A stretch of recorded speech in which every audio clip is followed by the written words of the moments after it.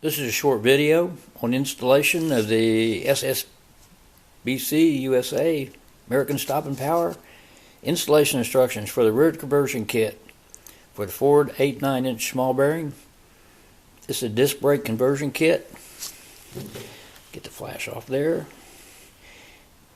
Basically, we're going to be installing this today. I'm not going to go step by step, but I'm going to show you the issues I had with it, and we'll go from start to finish in a kind of abbreviated format.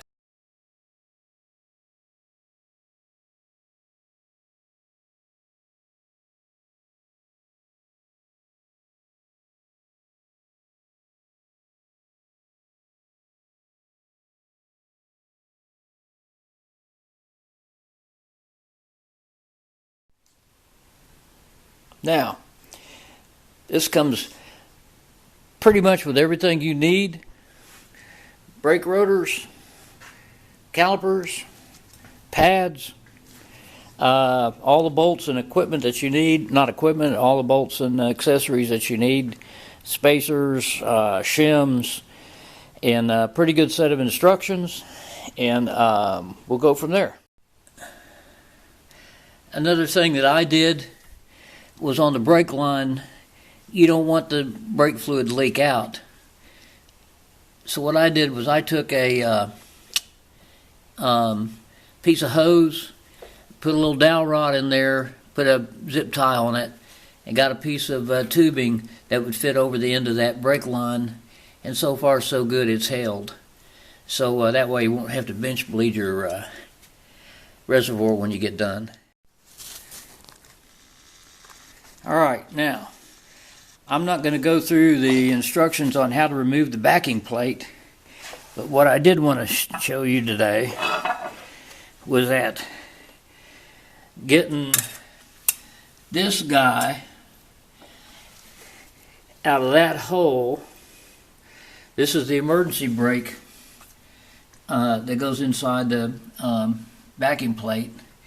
What I had to do was take a hose clamp, put on it this way, tighten that hose clamp down, because all these little fingers here, they get stuck. And it took me like 2 hours to figure this out. If somebody has a better way of doing it, then by all means make a video on it, because it was a bear to get out of there without tearing it up. And I'm not sure you can tear it up. But anyway, again, and what I did on this one was, if you go ahead and take the backing plate loose, where you can do this with it while you're doing this and get it in the right position, it helps. I tried doing it without taking the backing plate loose first, and it didn't work very well at all. Okay, here we go. I've got things in position. Emergency brake line's been disconnected. Now you can see that when this is up here mounted, we're going to have to do something about the brake line. Probably going to have to cut it off and re-flare it to that length. I haven't got the studs replaced yet. I'm just kind of, right now I'm going to mock this up, make sure everything fits right. And one reason I don't have them knocked out yet, the machine shop was closed over the weekend. But anyway, I'm going to go ahead and mock it up. I've got my left-sided bracket to go in here. Each side of this is going to go mount like this, and you can see, or you may not be able to see, it's notched. Okay, so that fits in there. And I don't think I'm going to have to put the shim in, but I got it ready right here. I got the shim ready. So I'm going to go ahead, and I'm not going to, I've got regular nuts to put on the back side of these bolts instead of the locking nut till I get it mocked up. And then when I put it back together for real, I'll use the locking nuts. I just don't want to have to do those 2 times. So we'll see how this works. Alright, so we've got those plate bolted on both sides. Let's see, can I put it in here? Sorry about the beetles in the background. But anyway, that's how that goes on there. Not a lot of play in there. That was without the shim.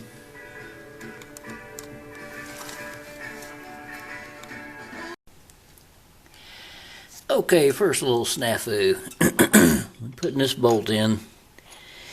If these bolts, if this is tight and snug there, that bolt hits the axle. So what you need to do before you tighten these guys up, make sure you get this bottom one in. Whoops. Make sure you get this bottom in so you can get this bolt in. I had the same little issue with this one, or this one I mean, but it went in without having to move anything. Alright, so having said that, you just got to remember, before you tighten up the little bolts, those 3/8 bolts, get all these 7/16 bolts in first, and then you can tighten them up, I believe. Okay. I elected to do a dry run. The shorter strap goes on top, the longer strap goes on the bottom, and the two ends point towards each other.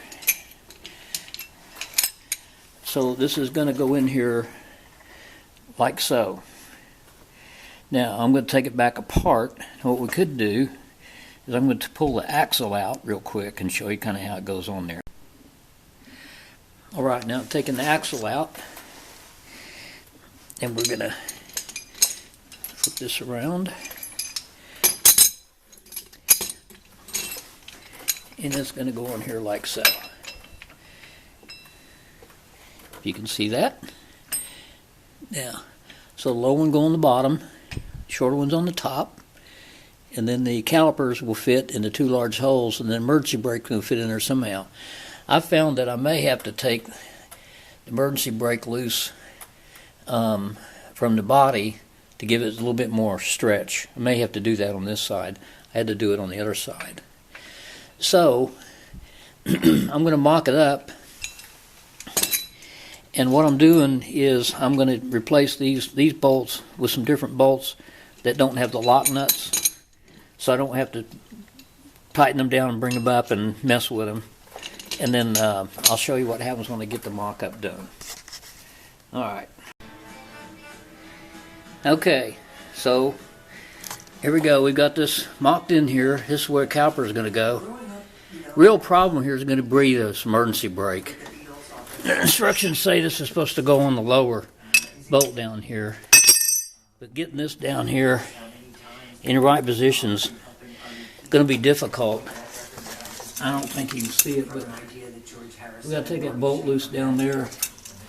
I'm going to have to reposition that brake cable, I'm afraid. But anyway, so far so good. I've just got this mocked up with some bolts that aren't plastic on the inside of them.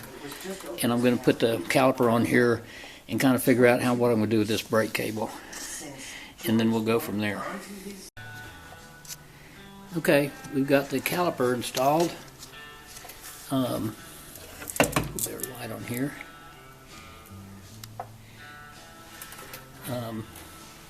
That's how it's supposed to look like, I think.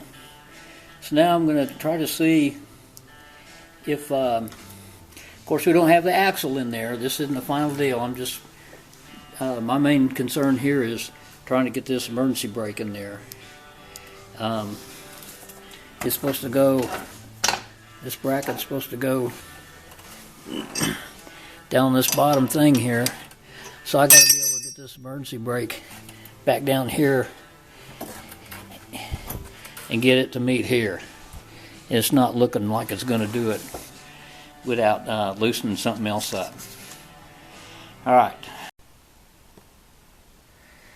Okay, so I've mocked this up.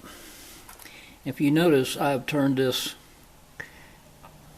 caliper upside down from the original instructions. Now the spring and the connection for the emergency brake is on the top rather than down here on the bottom. The reason I did that is because there is no space down here to put this bracket that we have, and so now I've got my emergency brake cable in a good position. So alright, I've got this kind of put on here to figure out exactly how to run this. Had some problems getting the bottom bracket on there for the emergency brake. So I reversed the this is the what's labeled as the left bracket, left caliper. Notice the spring's on the top now rather than the bottom. So this is going to let me pull the emergency brake. Now I can run my emergency brake like this. Got it hooked in here. So I'm running on the top because it didn't have room to run it down on the bottom, I guess is what I should say. So it's going to take some modification of the brackets. So this is what you got. This is what you start with, this bracket. So I had to go in and remove that top hole and round it off a little bit, make it look nice, so that we eventually can put it up here. We're going to put it up here like this. And that way the emergency brake can go hook in here. This part of the emergency brake can hook in here, and let me put this up here. So that part of that way it can fit in there like that, in that position. So what you have to do is modify your bracket. Once you get your bracket modified, then you can take your bracket, put it in here like so. Then your emergency brake will fit in there like so, and I'll take some pictures of that when I get it done. Anyway, so it takes a little modification, a little manufacturing, remanufacturing here to get this in here, but so far so good. I think it's working. It's going to work out pretty nicely. Like I said, other than not putting the thing on like the instructions said, I think it's going to go in here pretty nicely. You just have to reverse your brake caliper and put it on this side. So that should give you an idea of what this should look like when you get it in there. And I don't have my seal in yet. I'm doing all this before I put my new seal in, because I'm changing the seals. So that's it for right now. Okie dokie. We've got the brackets on. I'm getting ready to, I haven't torqued these down yet because I got to make sure that my spacing when I put the rotor on is okay. Let's see if we can get a pretty good picture of the bracket modification for the parking brake. Parking brake's going to go in here like this, come around on the top like it was supposed to, and let's see here. Go ahead and kind of get a picture of the bracket there from this angle. You can see how it's working there. See how everything's lined up here. Okay. Now we'll put the rotor on.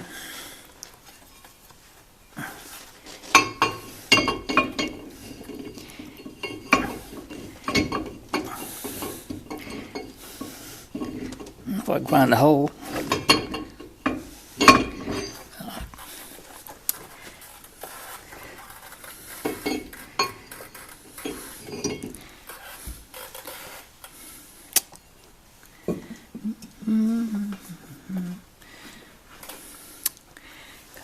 Hold the rotor, filming at the same time. You know what? Forget it. Got some other lug nuts to put on here. I'm not going to make you suffer through this. Alright. We got our kind of set up here. Now, there is an issue with the clearance over the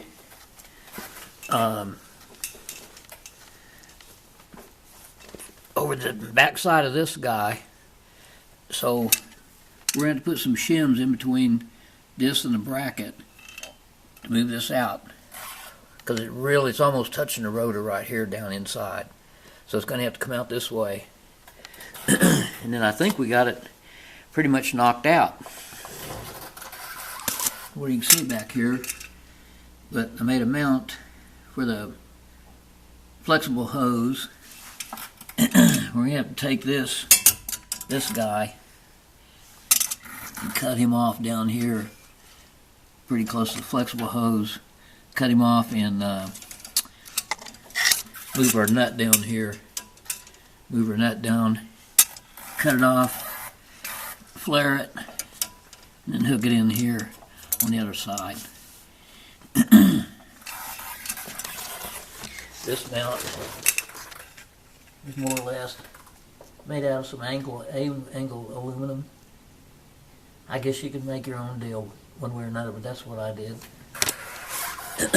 So, all I gotta do now is hook up the emergency brake to here, and I'm ready to do the other side, I think. And then we'll see how it works. So far so good. Hope this helped.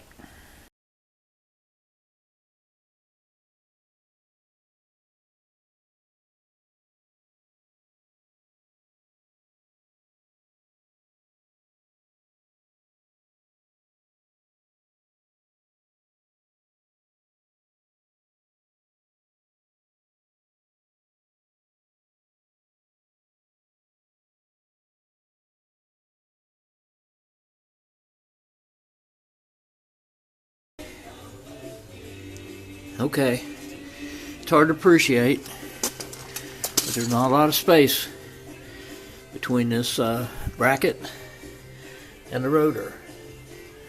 So what we're going to do is take the bolts off the back, take this loose. We're going to put some spacers on there. It's going to move this thing out this way and center it more, center the bracket more over the rotor, because we got a lot of space on this side, not so much on this side. Then the caliper will adjust itself back and forth. But we got to get this thing, we got to make this space bigger here. It's not touching, but it's really close. Okay, they sent a dozen washers. I'm just going to split it up into 3 each. And so what you have to do is put them in here, catch on that bolt, and somehow get your caliper in here without messing those things up. That's not as easy as it looks. Alright, so that's going to move our bracket this way, so you're not so close to the rotor on that side.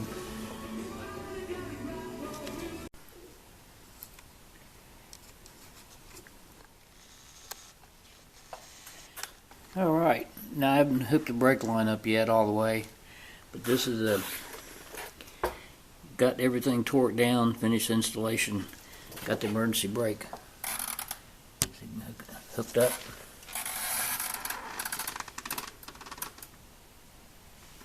Yeah, kind of hard to see, but you get the point. Yeah, it takes a little bit of engineering, but it can be done. It's not that hard. All right. So now we've got our banjo line hooked up here, I had to cut off my brake lines, fabricate some holders out of some aluminum L angle. So now we got our rotors in place, got our seals in, got our axle in place. I haven't got the emergency brake hooked up on this side yet, but that's coming. Let's see. I'm going to go down here.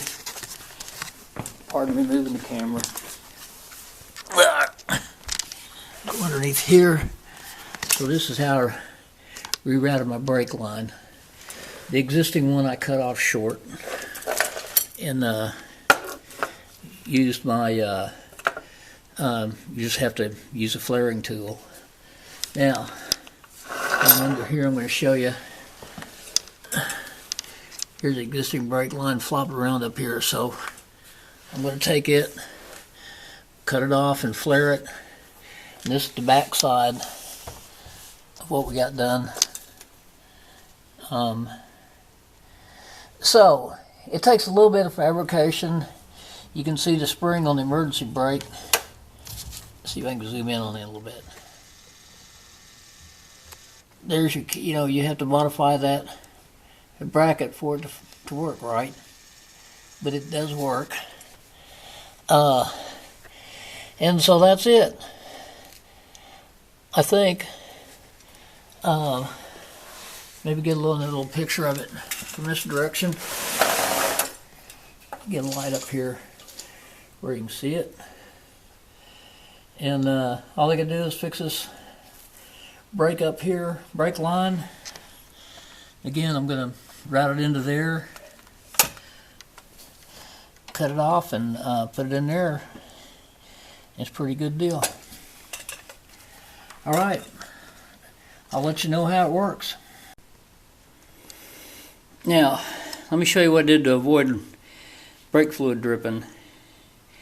I just made me a stub here, put a piece of hose on here, heated this up with a torch real gently, just where I got it hot and pliable melted, then stuck it in a vise and smashed it off. So now, when I go into, I'm going to take this one off here in a minute, right there, and I'm going to, when I take that loose, I'm going to put this dude in here like this, so I won't let my brake fluid leak while I go put the flare on that, because it's a lot easier to flare it out from underneath the car. So that's a little tip, I guess. I wish I'd have made this initially instead of using those plugs. I should just take a piece of tubing and burnt the end of it and smashed it and stuck it on there instead of using those wooden dowel rods in the brake line while I was working on it. Anyway, tip of the week. Well, just when you think it's safe to go back in the water, I thought I was done. And you can see right there, there's a space. And lo and behold, they give you these spacers, and there's probably a reason for that. You put them back behind there and it takes up that space because of the caliper. Let's see if I can. Yeah, I wound up having to, let's see, hold on a second. Up on top here, see if we can see down in there. When I put my, let's see if we get it in focus. There we go. Wait a minute. There we go. Down here on the bolt that's holding the calipers on, see I've got two spacers in there that you had to put in order to keep your thing here off the rotor. Keep that part off the rotor. So I got that all whipped out. Now that didn't have anything to do with that, but I guess the position of the pads is keeping this thing here going down. So Look at the little gauge. Lo and behold, I already made a mark on it, see? So that gauge is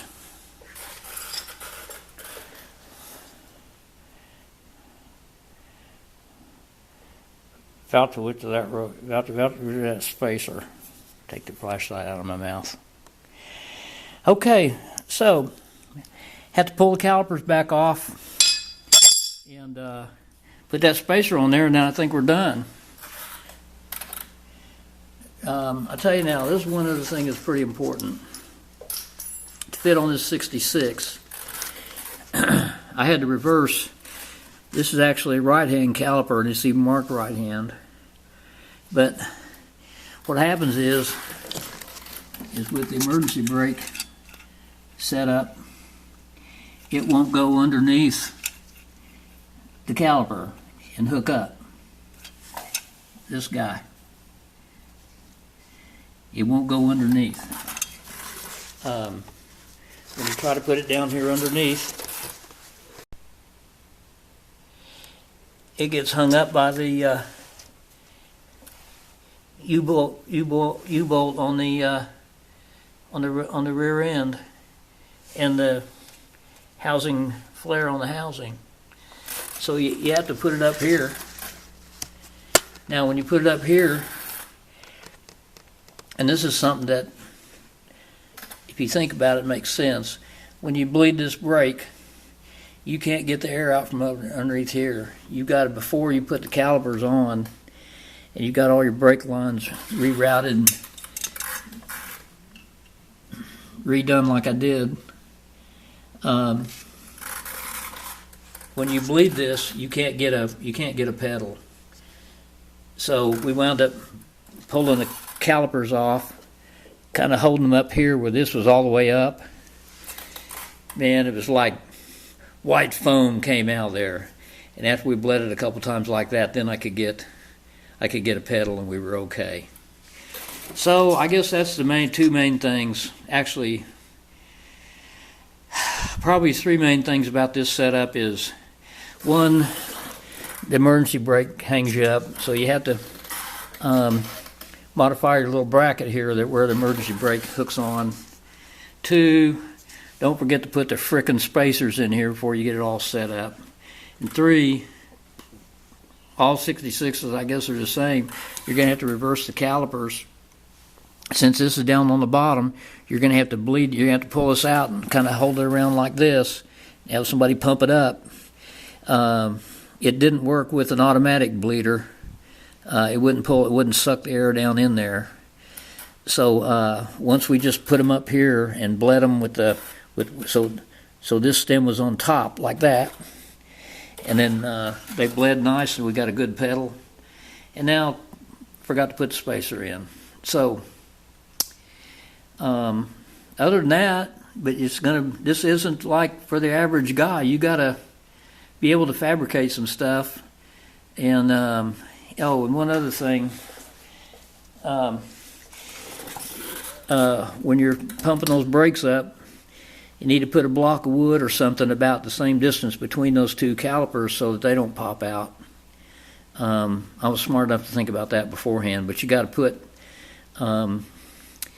if the brake line was a little longer, you could probably just rotate it around this way and leave it on the rotor.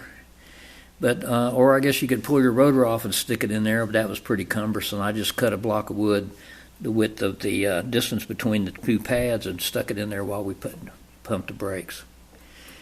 All right, I'm going to back out now. If I can think of something else that we needed to do, I'll add it in here later.